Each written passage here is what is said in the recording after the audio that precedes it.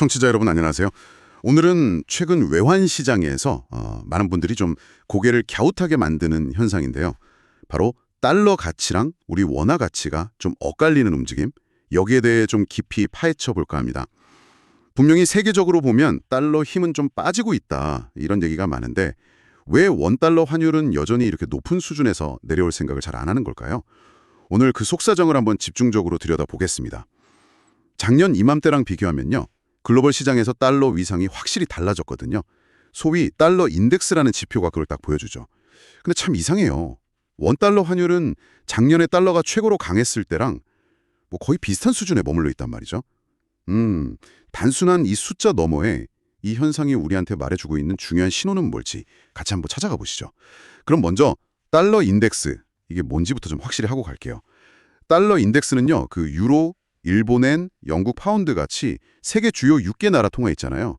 그거랑 비교해서 미국 달러의 평균적인 가치를 보여주는 지표예요. 네, 맞습니다. 이게 뭐 100보다 높으면 달러가 다른 애들보다 강하다, 100 아래면 약하다, 뭐 이렇게 이해하면 쉬운데요. 중요한 건 이 달러 인덱스가 최근에 눈에 띄게 하락했다는 사실입니다.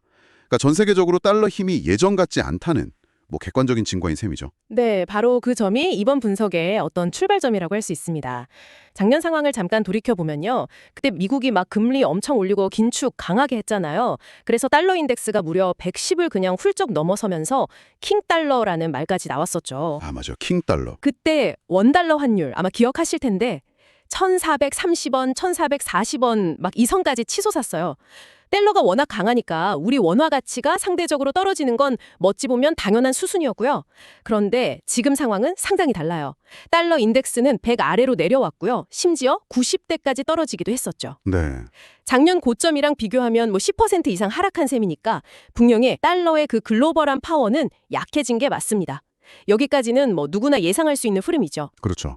달러 인덱스가 110 넘었을 때 환율이 1,430원이었으니까 이제 100 아래로 떨어졌으면 환율도 1,200원대?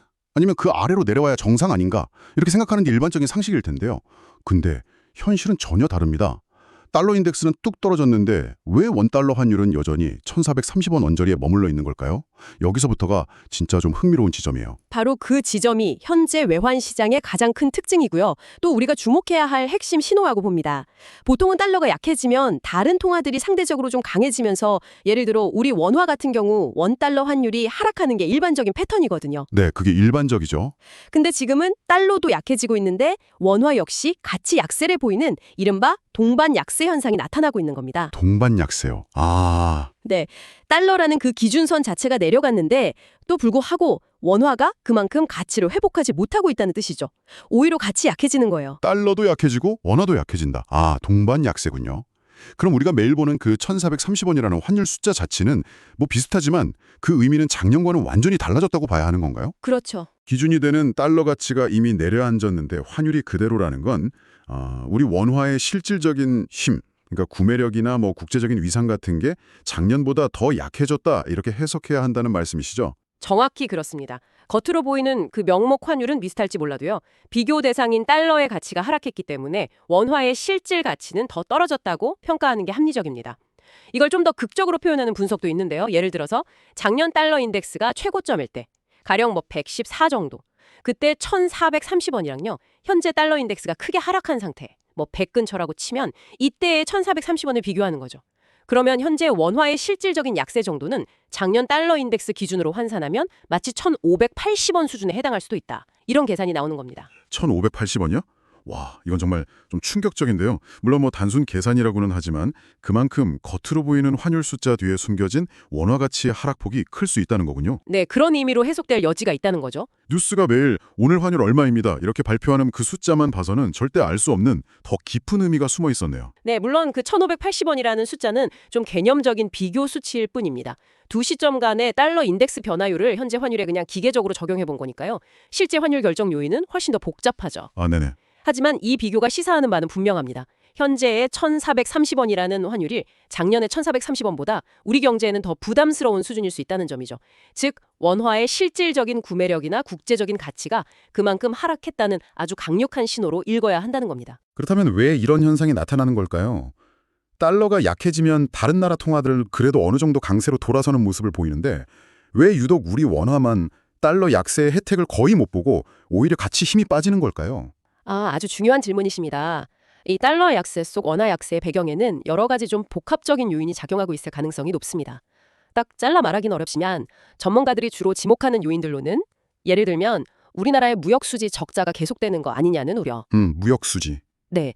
그리고 반도체 경기가 좀 회복이 지연되면서 수출 동력이 약화되는 문제. 또 지정학적 리스크 같은 것도 있고요. 혹은 국내외 투자자들의 자본 흐름 변화 같은 것들이 거론됩니다. 즉 달러 약세라는 어떤 글로벌한 요인보다도 원화 자체의 가치를 끌어내리는 국내외적인 요인들이 더 강하게 작용하고 있을 수 있다는 그런 분석이죠. 결국 달러 약세라는 외부 환경 변화는 좀 긍정적인데도 불구하고 우리 내부 문제나 혹은 우리를 둘러싼 다른 요인들 때문에 원화가 힘을 못 쓰고 있다, 이렇게 해석이 가능하겠군요. 단순히 미국만 볼 게 아니라 우리 경제 펀더멘털이나 주변 환경을 더 면밀히 봐야 한다는 의미로 들리네요. 맞습니다. 그래서 지금 시점에서는 단순히 원달러 환율 숫자 자체에 막 일희일비하기보다는요. 왜 이런 동반 약세 현상이 나타나는지, 그 근본 원인이 대체 무엇인지에 대해서 더 깊이 고민하고 분석하는 게 중요합니다. 네. 달러 인덱스와 원달러 환율의 관계를 꾸준히 좀 추적하면서 그 이면에 숨겨진 우리 경제의 실제 상황, 그리고 대외적인 평가를 읽어내려는 노력이 필요합니다.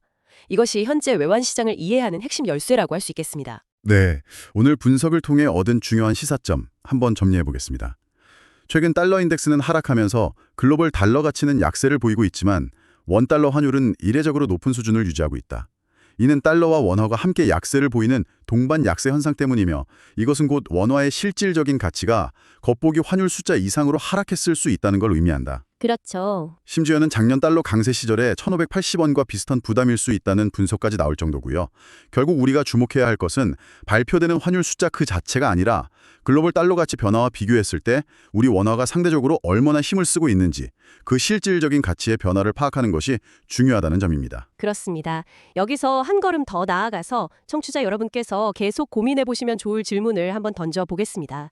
이렇게 변화하고 있는 원화의 실질적인 가치 하락이 앞으로 우리 경제에는 구체적으로 어떤 영향을 미치게 될까요? 네, 중요하죠. 예를 들어 수입 물가 상승 압력은 계속 될 것인지, 또 해외 투자를 많이 한 기업들의 실적에는 어떤 변화가 생길지, 더 나아가서는 우리 개개인의 해외여행 경비라든지 아니면 자산 포트폴리오 관리에는 어떤 점을 고려해야 할까요?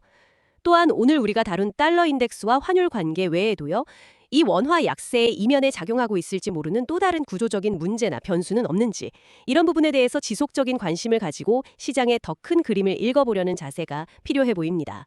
어쩌면 지금의 이 환율 현상은 우리 경제가 풀어야 할 더 근본적인 숙제를 보여주는 신호일지도 모릅니다. 네, 오늘 외환 시장의 이면을 들여다보는 심층 분석, 여기까지입니다. 복잡하게 얽힌 경제 현상 속에서 숫자 너머의 진짜 의미를 찾아가는 데 조금이나마 도움이 되셨기를 바랍니다. 청취자 여러분, 감사합니다.